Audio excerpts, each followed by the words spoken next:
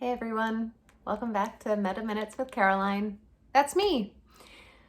I get asked questions a lot about Metta, so I thought I would take the next few videos to answer a couple of common questions that I have asked myself and that other people have asked, or that I hear asked often about Metta, or actually some of these refer to meditation in general.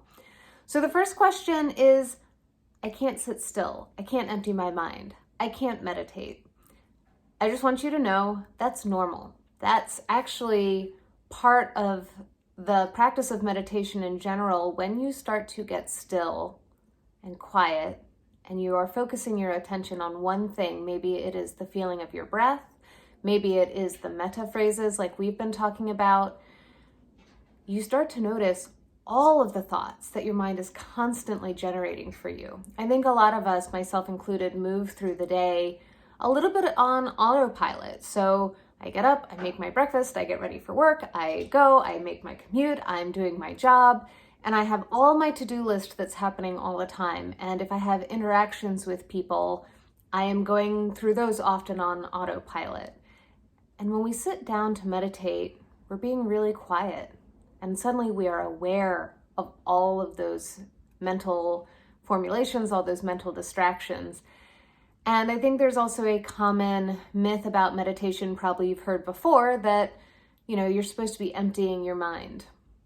That is maybe a fruit of meditation and practicing, but it's not something that you're supposed to do.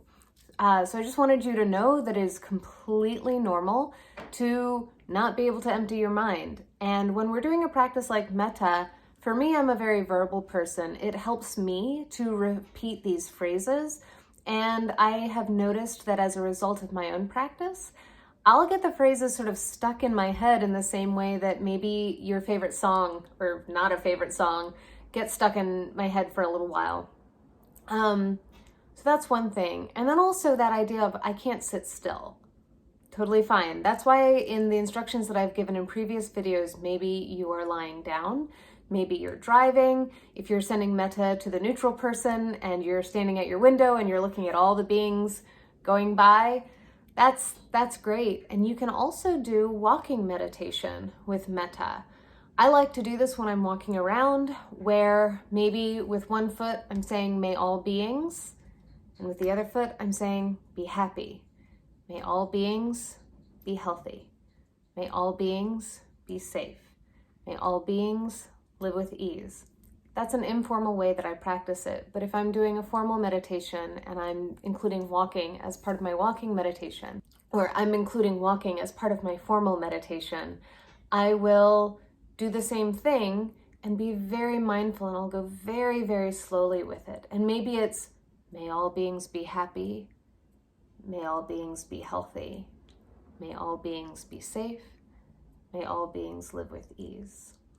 I've heard other teachers, Rob Berbea has a walking meditation that he has given instructions for that I think is pretty neat, where when you are walking and you're just walking from like point A to point B, and then you turn around and you go back, and then you turn around and you go back.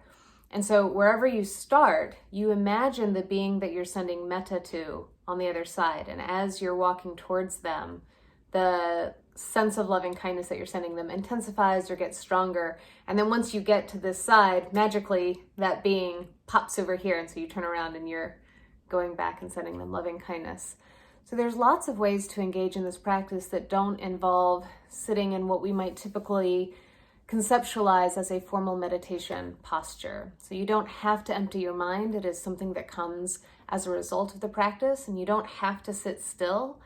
And you might even find that incorporating some mindful movement, maybe you like to do some stretching, maybe you're familiar with some yoga practices or qigong, but you don't even have to engage in a necessarily spiritual practice. Maybe you just enjoy exercising and you're a runner and you want to go for a run before you sit down. It can be helpful to sort of wear out the body and get rid of some of that excess energy before coming into a time of stillness.